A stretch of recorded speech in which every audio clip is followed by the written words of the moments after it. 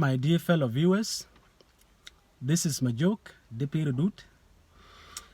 Today I want to continue with a political topic I had introduced before I went overseas. Some of you might vividly recall that before I went to Cairo, Egypt, in October last month, 2019, I had introduced a new political proposal that literally advocates for the absolute political elimination of South Sudan's current three regions of Equatoria, Upper Nile, and Bhar El Ghazal, and the establishment in their places of two new regions that I refer to as the Eastern Nile region and the Western Nile region, using River Nile as the new boundaries. South Sudan is a country divided squarely into two by the mighty River Nile. The Nile flows from Numili in the south all the way to Rang in the north. But using River Nile is not the main reason why I'm advocating for the introduction of the two new regions, the Eastern Nile region and the Western Nile region. It's true to say that there are always robust political reasons behind every political idea. And so my main reason for calling for the introduction of the two new regions of Eastern Nile region and the Western Nile region at the expense of Equatoria, Upper Nile, and Bhar El Ghazal is due to the fact that some of us are highly alarmed and disturbed by the high level of tribal and regional politics that has been in existence in our country for quite some time. And these regional and tribal politics are too detrimental to the social unity of the people of South Sudan and to the political survival of the new entity known as the Republic of South Sudan. Today I want to demonstrate the consequences of maintaining Equatoria, Upper Nile, and Bhar El Ghazal, and secondly I will illustrate the benefits of introducing two new regions, the Eastern Nile region and the Western Nile region. Before I tackle these two topics, I want to say that like other political opinions, this political idea is subject to criticism. And I must say that your criticism must be constructive, responsible, and professional. I would begin by saying that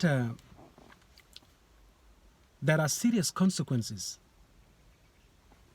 for having Equatoria, Upper Nile, and Bhar El Ghazal as three regions in South Sudan. The issue of tribal and regional politics in South Sudan is not a new thing. In fact, these political divisions have existed since 1960s.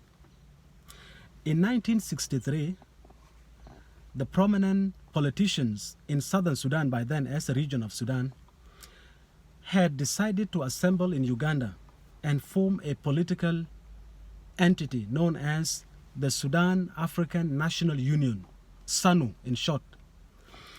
Now, the prominent personalities behind the formation of SANU were Father Sotanino Lohure, William Deng Nial, Agri Jaden, Joseph Oduo, and more others. And now, when the SANU was successfully formed, political competitions started immediately on tribal and regional lines. And so the political competition for the leadership of the SANU was between Father Sotanino Lohure, Alatuko from Equatoria, and William Deng Nial, a Denka from Bhar El Ghazal, Tony area. Now, those political competitions were very serious to the extent where they had to divide themselves squarely. And so those who were following William Deng Nial had decided to form their SANU branch and name it the Inside SANU, and they had decided to operate politically within the Sudan They went to Sudan, Khartoum, and they organized themselves politically, and they called for the championing of the rights of the people of Sudan, the southern Sudanese and other marginalized communities in northern Sudan. Those of Sotanino Lohure, they named themselves as the outside Sanu, and they have decided to wage their political or military war against the Sudan from the outside. And so those were the first political division among our people, and they were very serious. The second form of tribal and regional divisions in southern Sudan started in 1967. The people of southern Sudan, again, this time the politicians, they had decided to come together again, and they formed what was known as the Southern Sudan Provisional Government. And the leader of the Southern Sudan Provisional Government was Agri Jaden.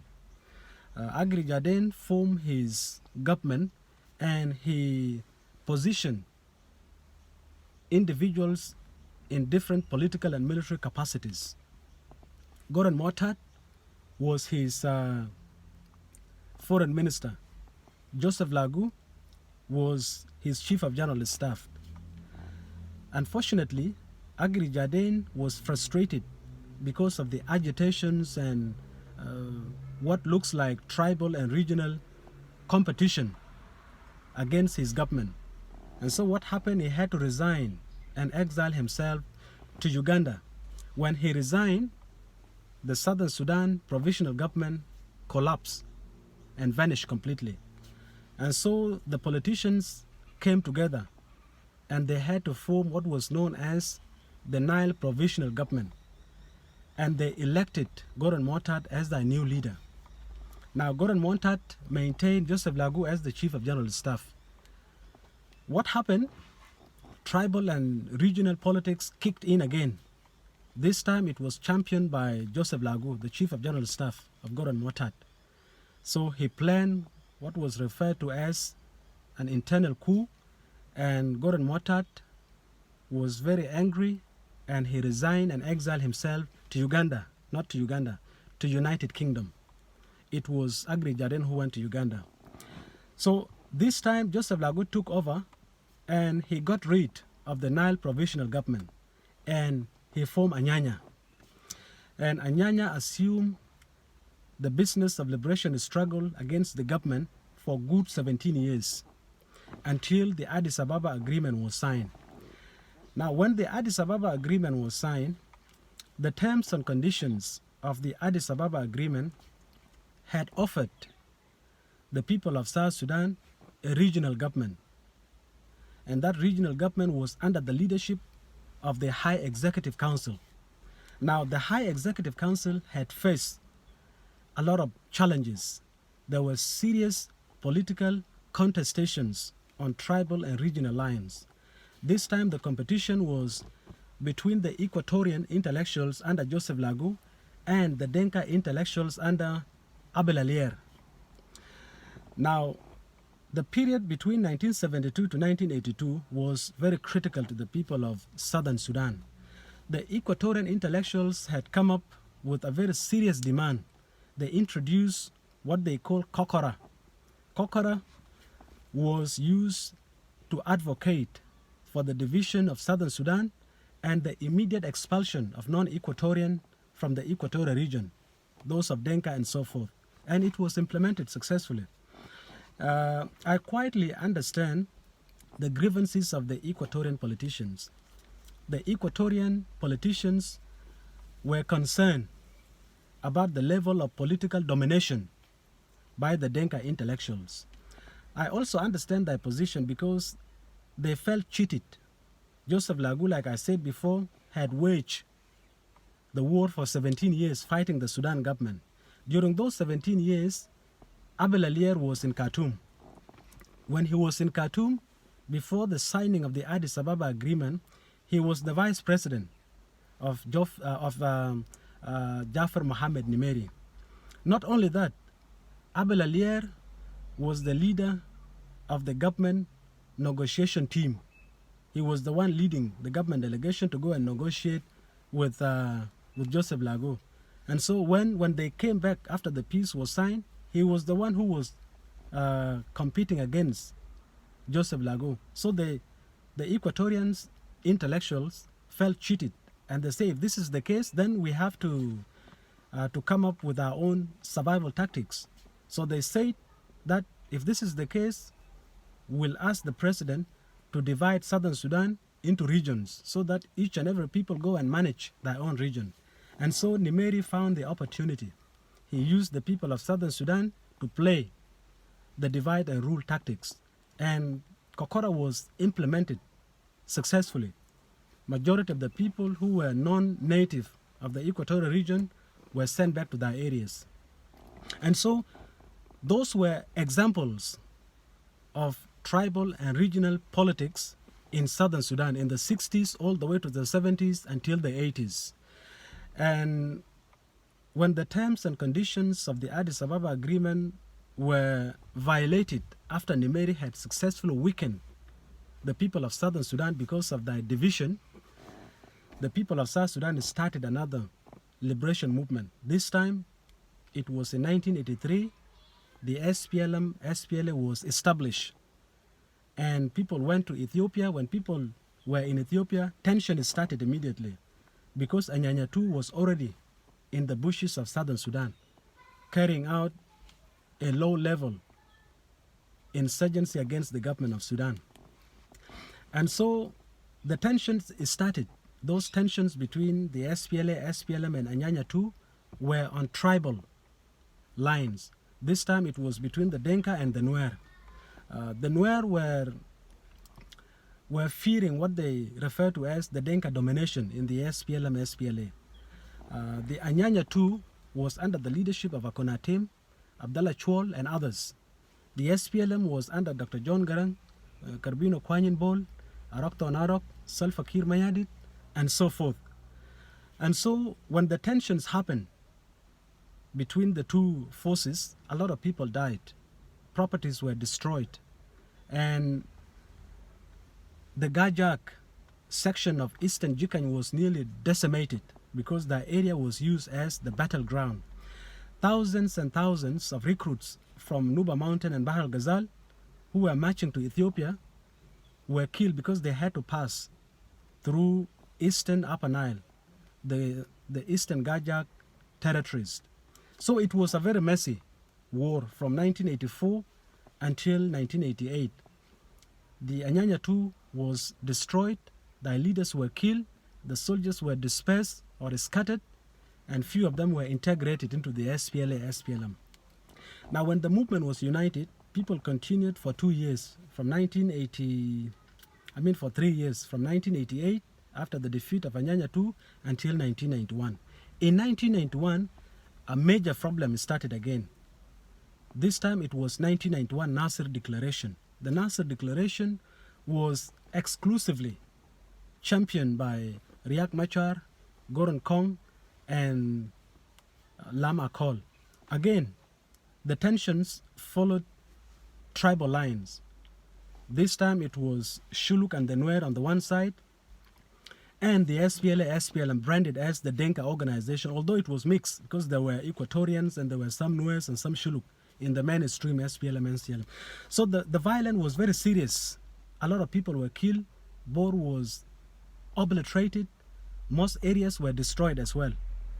And so, ladies and gentlemen, the reason I bring up these examples is to show clearly that tribal and regional politics in Southern Sudan were in existence for a very long time, like I stated clearly, since 1960s to 1970s to 1980s, all the way to 1990s. Now that South Sudan is a nation, the problems and the challenges of tribal and regional politics are very rampant as well. We can see that the IO is absolutely a tribal movement controlled by the Nuers. Those of Thomas Cirillo are at the moment agitating to establish an Equatorian movement so that they fight for the right of what they call as Equatoria. The Nuers even are calling for There are some voices that say that we will fight. If Riek Machar is not the leader of South Sudan, then we have to split from the rest of the Sudan and form our own nation. Equatorian, on the other hand, are making the same call. They say we have to fight so that we fight against the land grabbing or the domination in Equatoria. If not, then we have to establish our own independent state. These are the challenges. So this is the reason why some of us are concerned and alarmed that the current structures that we have in South Sudan, Equatoria, Upper Nile, and Bhar El Ghazal, are too risky. So we need to come up with a new formation so that we get rid of all this and come up with a new political arrangement. This is the reason why I say it's important for us to come up with the two new regions that I refer to as the Eastern Nile region and the Western Nile region, and destroy these Equatoria, Upper Nile, and Bhar El Ghazal.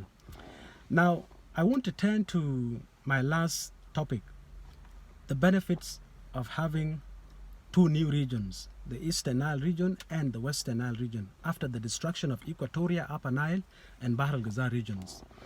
I've said in my previous video that, ladies and gentlemen, there are benefits that are in the introduction of Eastern and Western Nile region. First of all, it mixes the tribes of South Sudan, tribes such as Zande, tribes such as Denka, the Nuer, the Shuluk, tribes such as the Bari, etc.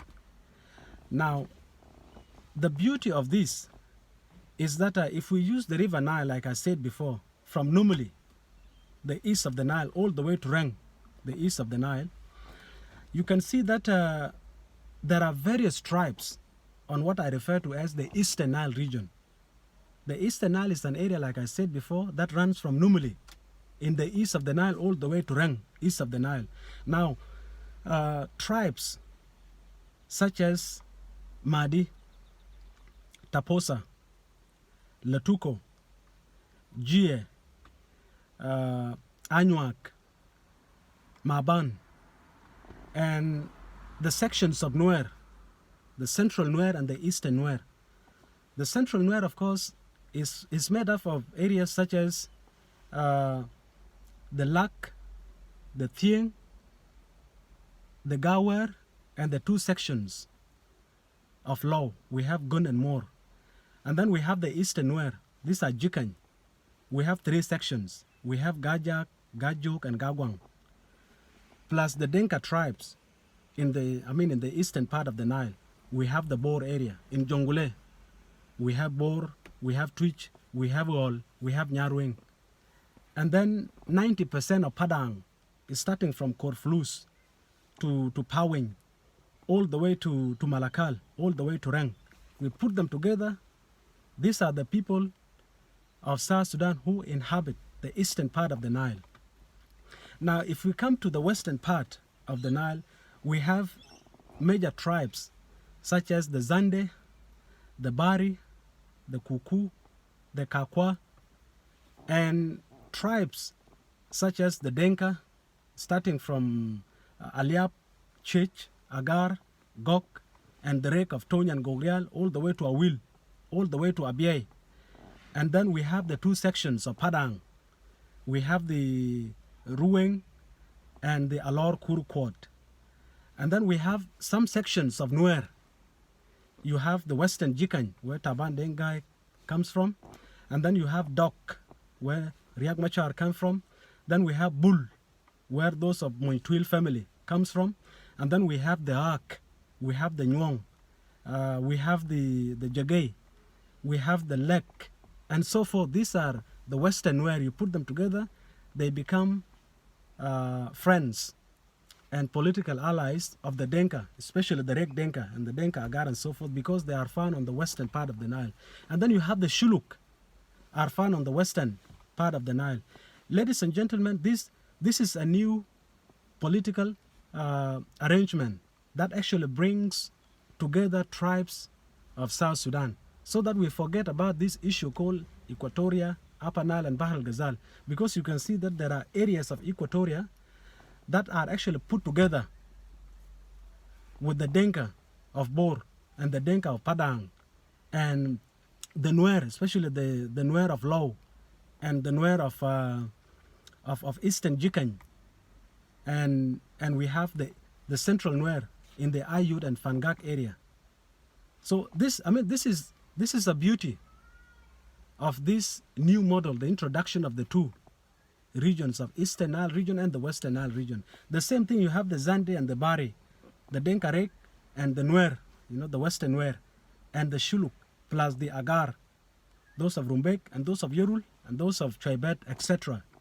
This is the beauty of this model, because the moment you put these people together, they see themselves in different political alignment rather than before.